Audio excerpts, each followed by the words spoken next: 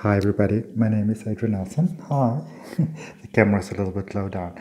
And today I'm going to talk to you about tarot deck or tarot cards, or as some of my American friends call them, tarot cards. Okay, so the one that I've got quite a number of decks of my own, but the one that I'd like to speak to you about today is the original Rider-Waite tarot deck. Okay, so this has been around for many years. It is the accepted, internationally acclaimed deck, and I'm very happy to work with it.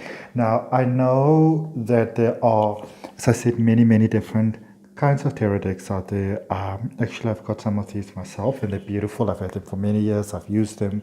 It has been absolutely wonderful. But the the basis behind tarot is that tarot is like a language. It's like a language that you learn to speak, that you learn to understand. And if you can understand this language really well, then you can speak it really well.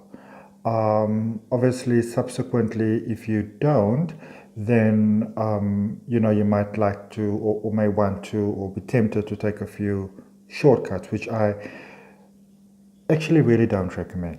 Okay, so what I'm saying is that these other decks that you get are really amazing. As I said, I've got some of them. I've used them for a long time. I love them.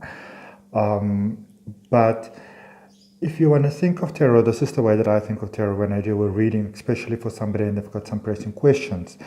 Is tarot is like it's like understanding a language. And the thing about a language is that it's not always going to be pretty, you know. Um, Going to tarot for guidance is almost like speaking to a very old person, to a very old soul. They're not always going to give it to you all that pretty, but they're going to give you what you need to know, and they're going to give you what is important, for your going forward. So of course that is something that you want. So I can't obviously go through all the cards all at one time, because there are 78 cards in a tarot deck. But what I can tell you, in case you don't know, is that tarot consists of what we call the major arcana and what we call the minor arcana. So the major arcana, there's 22 cards. Those are the bigger life things. Those are the bigger lessons. Those are like the big guns, really. And then the minor arcana, which when it comes to counting, the count is very similar to a deck of cards, normal playing cards. So you can actually do divinatory work with a regular deck of cards as well. But those will be the minor arcana, the little smaller in-between life thingies that you want to focus on. Okay. What I did decide to do, let me just kind of put this back down. What I did decide to do, hello, is maybe discuss just a few cards with you today. A few cards that I deliberately pulled, because one of the big misconceptions, you see there I'm talking again, so let me bring my face back.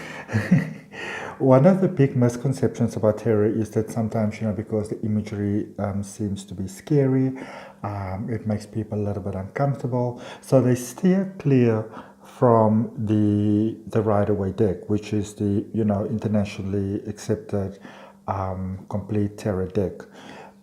So there are many decks out there, beautiful ones, some of them, that sometimes I find try to make the meaning a little bit softer.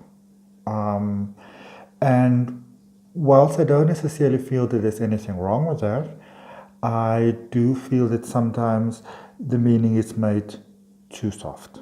It is almost kind of lost in translation, if you want to put it that way. Okay. So a lot of tarot is, so there I go again, but a lot of tarot is about understanding symbols. It kind of like ties in with numerology. It ties in a little bit with astrology. So it's quite a broad avenue,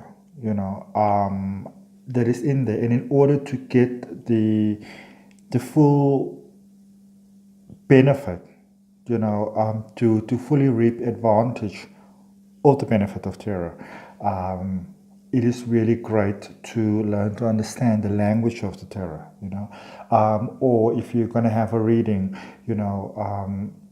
I personally would steer more towards somebody who is using somebody like the Rider-Waite deck, but in the same sentence, also saying that, I myself have had many readings before,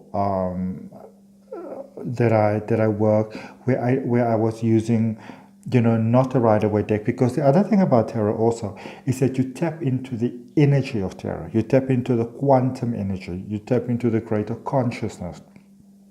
So the cards are like a channel, basically, through which the universe can flow through you, through which infinite knowledge can flow through you. And if there's one thing that I've learned many years ago, is that whatever comes up, because what I have is sometimes I will kind of like hear a voice in my mind, or see a picture in my head, but I'm more clear cognizant, where I kind of just know stuff. But so I wouldn't know it like 5 minutes ago, and then suddenly I just know it all. Spiritual know-it-all. But so as I said, tarot is a language. It's a language that you have to learn to understand. And so I am by no means discarding any modernized decks. In fact, there's some that I'd like to get, because they're just beautiful. But for now, we are focusing on the Rider-Waite deck, which is the original tarot deck since 1910. So that's 1910, and we are now in 2019. So that's a long time ago. It's a long time ago. Okay. All right. So a few cards that I wanted to choose. I'm going to do this one last. I think let's do this one first. This one. The Devil. So the Devil card is obviously part of the major arcana. I only have major arcana cards that I pulled. Only. Yeah, I only pulled major arcana cards. But because I think here lies some of the biggest misconceptions. And I'm slightly jumping now, but the other day I also heard somebody say that, Pentacles is something that leaves this person very uncomfortable, with tarot cards. And so I wanted to know why. And they said to me, that Pentacles is from pagan traditions, which is all devil worship. I'm not going to go into all the details right now, because there is quite a lot of detail when you really start to study tarot and be interested in tarot. But what I can tell you is that Pentacles has got more to do with material wealth, success, prosperity, abundance. And usually when those come up, it will give you guidance how to maybe go about dealing with some things that may be holding you back from what it is that you say you'd like to have in life. So there's the other thing with tarot, is that the message itself, with the Rider-Waite deck, it is not necessarily always that pretty. It's not always this wonderful, amazing, positive message that says, the universe knows that you are suffering, but don't worry about it. Technically speaking, the universe also does know, that you're not doing well, and you shouldn't have to worry about it, because you can always just change your energy. But what I love so much about the Rider-Waite deck is that it gives you that guidance, if there's something, as I said, it's like speaking to an older, very wise person. Sometimes they're just going to give it to you. It's like Betty White. She's just going to say it. I love that woman. All right. So anyway, so the Devil. The Devil is a card. Oh, and you actually see there's like a little pentagram that's upside down over there. That obviously really freaks people out. But the Devil is a card that would say to you that you want.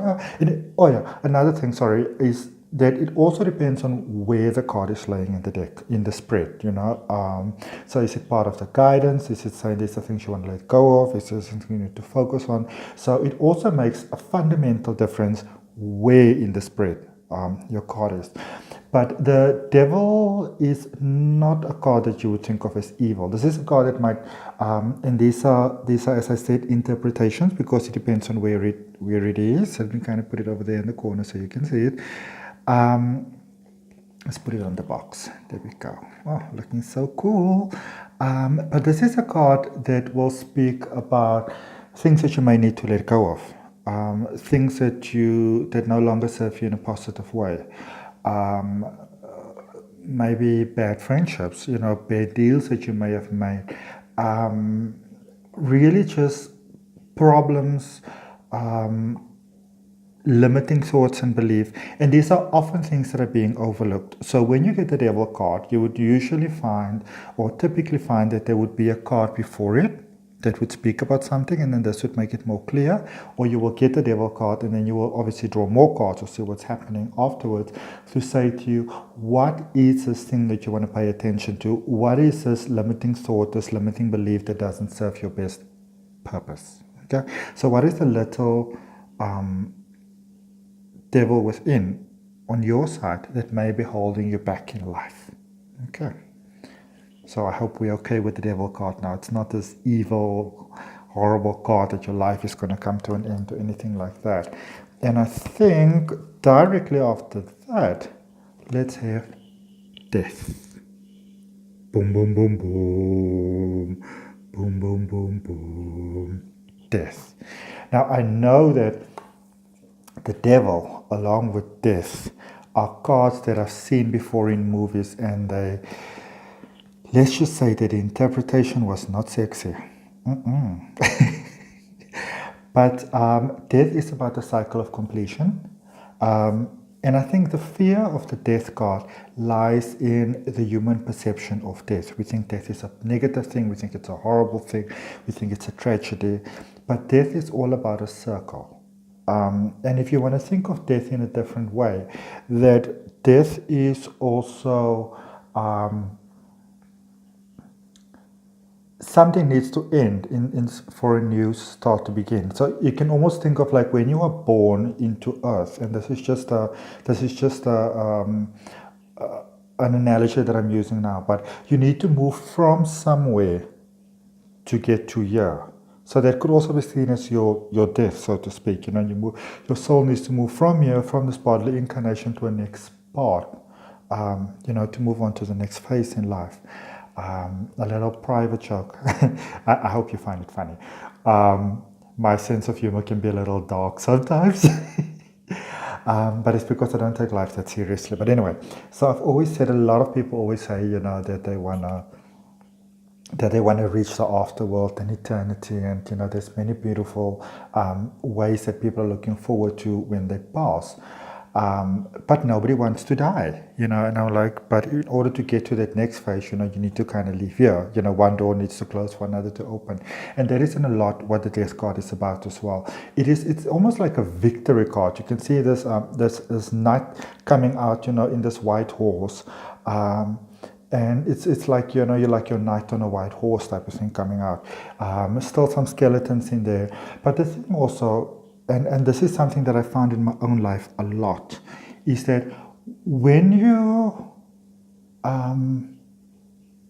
don't have secrets, when you just come out with whatever it is that you want to come out with, then those things don't really have a hold on you anymore. People can't blackmail you with it anymore. You can't blackmail yourself with it anymore, because sometimes we limit ourselves. We kind of blackmail ourselves in this world sometimes. I can't do this, I can't do that. And the death card is normally the card that same as the devil card, that lets you know you need to let go of these things.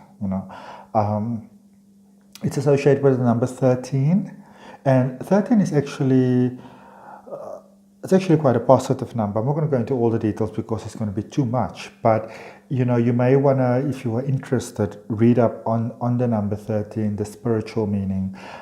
If you want to, in a very simplified way, 1 plus 3 equals 4, the 4 element, north, west, south, east, earth, fire, wind, water, all those. So it's about the 4 elements of support, really, and that is what the death card is about, making, a new start, letting go of what no longer serves you, making a new beginning. All right.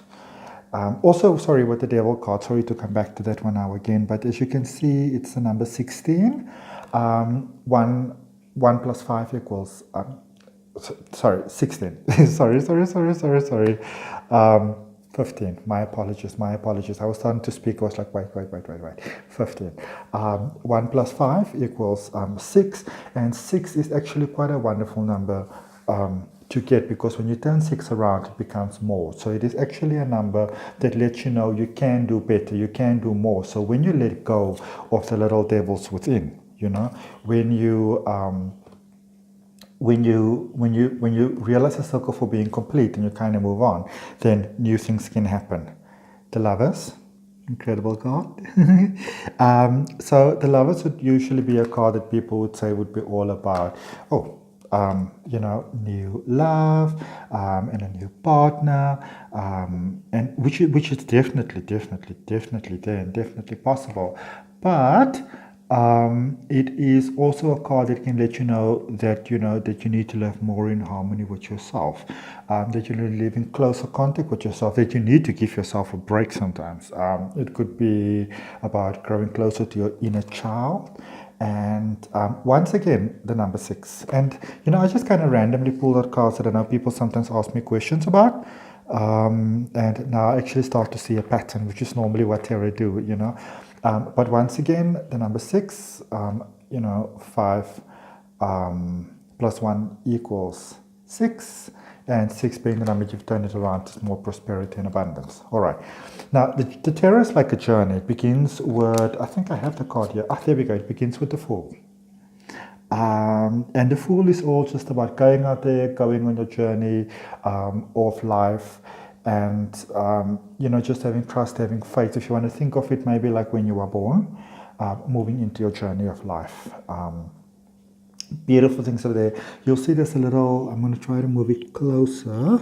You will see that there's a doggy in there, which is just really, and what I love about that is that a lot of people who actually do tarot cards or to versions that are more open to everyone, maybe make it a little bit softer, they usually leave the dog inside, and it's all about going out there but not being alone, having support, having universal support.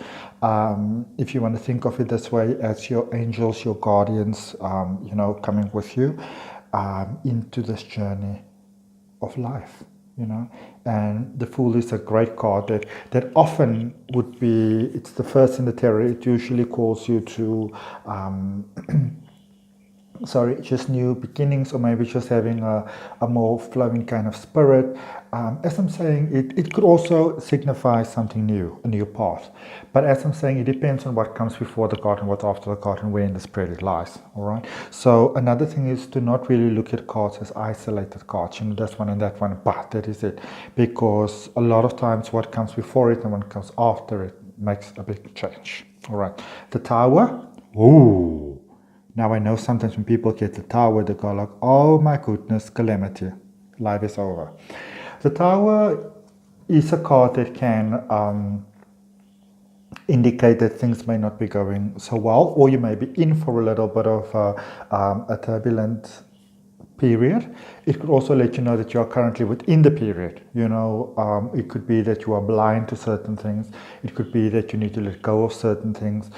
Because usually in life we want to kind of build ourselves what we think of as security and what we used to and what we know and what we've been taught and all those type of things. And sometimes those are the things that we need to let go of. So often that is where the Tower fits in. But you also find that, obviously if you get this Tower and it seems like things may be destructive, you will ask questions. You're not just going to leave the clients there. It's not like a movie. You go like, the Tower. Because you are a fool to have loved. Ooh, the devil is in it, which must mean death. So, no, it's not like that at all. Okay, just to set your mind at ease. Just two more cards that I chose. Okay, so the Magician, which is the next card in the Terror. You'll see there it has the Prosperity sign, which is about going onwards, moving forwards.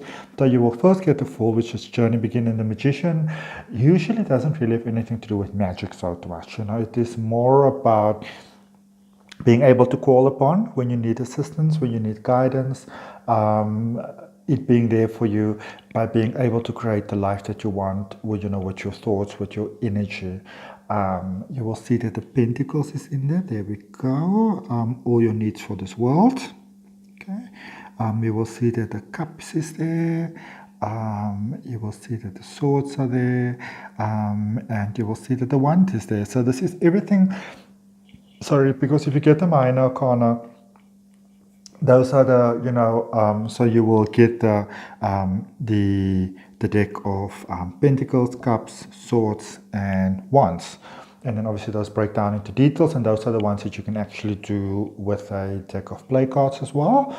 Not personally one of my own favorite things to do, but it can be done, and I've done it before, and it works quite well. It predicts really accurately. But the Magician is about ongoing prosperity. Number one, just the start. Some beautiful roses over there. Got everything on the table that you need. So very good card to get normally. Beautiful card to get. And then just lastly, the Hermit, which is a card I've always been very drawn to. But that could usually signify that you need a period of rest, that you maybe need to rethink a bit, that you need to reconsider things a bit. It can mean a couple of different things. All right. But there is just a short little video that I wanted to do about the Terror, to let you know how it all goes, how it all works. There's obviously a lot more. I do readings in person as well as online, because the energy field that we tap into is the quantum energy field. I don't need to be physically with you, and these predictions are, or not these predictions at all, but these readings are, they're very, very beautiful, very, very accurate, and they're just absolutely amazing, so I just love what I do. And if you've got any questions, feel more than welcome to leave me a comment, or if you want to book a reading, my contact details will be down below, and then you can just go ahead and do that. Apart from that, have a beautiful day. Thank you very much for watching. Namaste.